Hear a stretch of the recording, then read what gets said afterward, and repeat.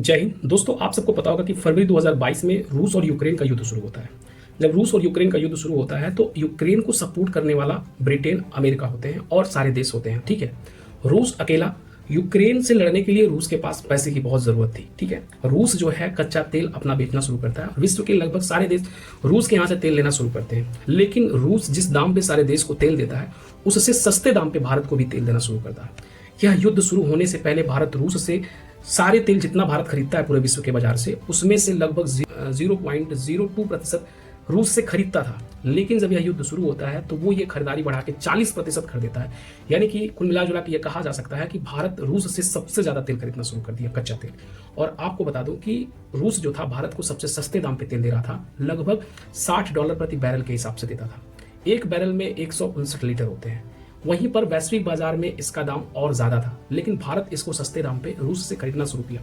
अब रूस के पास पैसे की दिक्कत नहीं थी, ये लड़ाई चल रही थी और चलते चलते 4 साल बीत गए। 2025 दिसंबर में जब ये लड़ाई कोई समाधान नहीं निकल पा रहा था, अमेरिका रूस को नहीं हरा पा रहा था, फिर अमेरिका ने एक तरकीब सोचा कि जितने भी देश रूस से तेल खरीद रहे हैं उन सारे देश के ऊपर टैरिफ लगाओ कि तुम रूस से तेल खरीदना बंद करो। क्योंकि रूस के पास तेल खरीदना जब लोग बंद करेंगे तो उसके पास पैसे की कमी होगी, और जब पैसे की कमी होगी तब रूस को हराया जा सकता है। ठीक है, अब क्या हुआ, सारे देश के ऊपर टैरिफ अमेरिका लगाना शुरू किया और सारे देश लगभग रूस से तेल खरीदना कम कर दिए। भारत की जब बारी आई तो भारत के ऊपर भी इसी टैरिफ का धमकी दिया गया कि तुम रूस से तेल खरीदना बंद करो या कम करो, जो भी है। ठीक है, उसके बाद से जो है अमेरिका रूस भारत के ऊपर 25% पेनाल्टी टैरिफ लगाता है। टोटल टैरिफ भारत के ऊपर 50% हो जाता है। यानी कि भारत का कोई भी चीज अगर अमेरिका जाता है तो उसको 50% टैरिफ का सामना करना पड़ रहा था।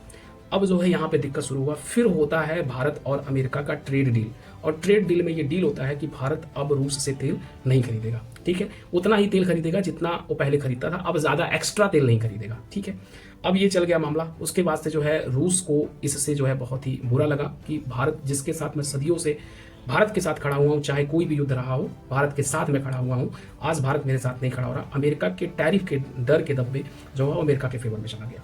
भारत अपनी रणनीतिक सेट कर रहा था कि भाई हमें फायदा चाहिए, हमें प्रॉब्लम नहीं झेलना। लेकिन आपको बता दें कि जिस रियायती दाम पर रूस से तेल भारत खरीदता था उससे कहीं महंगे दाम पर दूसरे देशों से तेल मंगाना शुरू किया इस टैरिफ के बाद।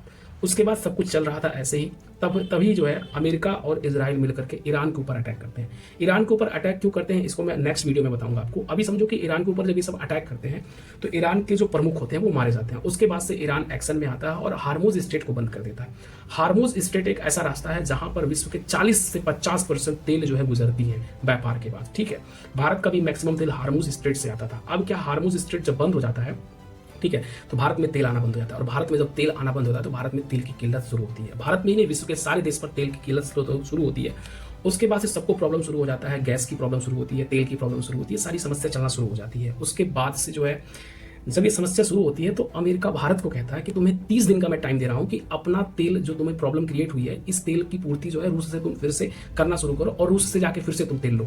भारत फिर से रूस से तेल लेना शुरू करता है, लेकिन रूस कहता है कि तुम अमेरिका के साथ खड़े हुए थे, अब तुम्हें सस्ते दाम पे तेल नहीं दूंगा बल्कि उस दाम पे तेल दूंगा जिस दाम पे सारे देश को मैं देता हूँ। अब हमारी तुम्हारी दोस्ती उस तरह वाला नहीं रही।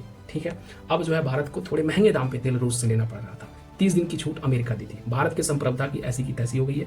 ठीक है, अब 30 दिन की छूट अमेरिका दे रहा है, हमें दे रहा है छूट कि तुम जाके खरीदो। हम संप्रभु देश हैं, लेकिन फिर भी चलो। फिर उसके बाद से जो है 30 दिन पूरा हो जाता है। फिर ये जो यूक्रेन, ये इजराइल, अमेरिका और ईरान वाली जो झगड़ा हुई थी, लड़ाई हुई थी, इसका कोई समाधान नहीं निकल पाया।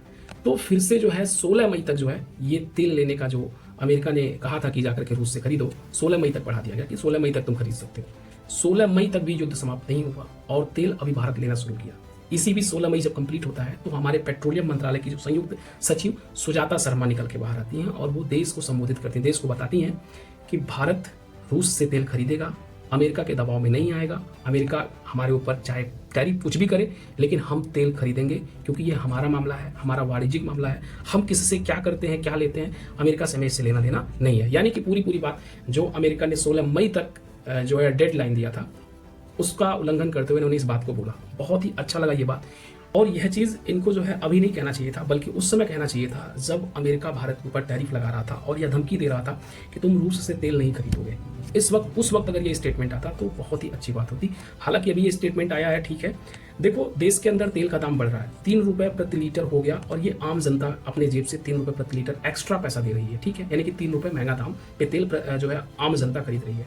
लेकिन आपको इस बात की जानकारी नहीं होगी कि जो भारत के अंदर रिफाइनरी कंपनियां हैं जो कच्चे तेल को रिफाइन करके हमारी यूज की तेल बनाती हैं, वो पर डे 750 करोड़ रुपए का घाटा सह रही है पर डे, ठीक है।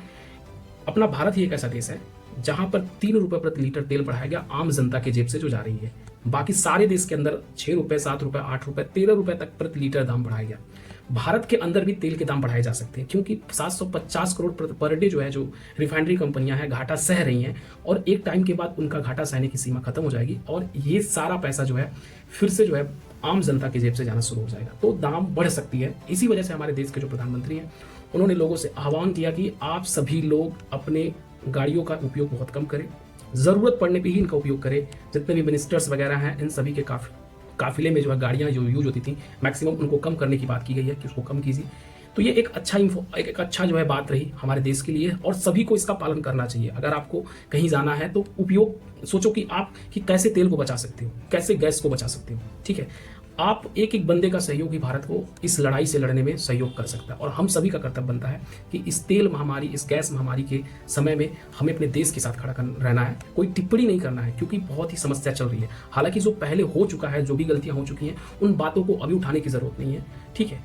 उसके लिए बहुत सारे वक्त है अभी, ठीक है। अभी वक्त है हमें अपने देश को इस वैश्विक महामारी से कैसे बचाया जाए, ठीक है। तो हमें देश के साथ खड़ा होना है, उपयोग कम से कम करना है, बचत करना है, क्योंकि जिस दिन ये कंपनियां घाटा सहना बंद कर दी आम जनता के जेब से पैसा जाना शुरू हो जाएगा।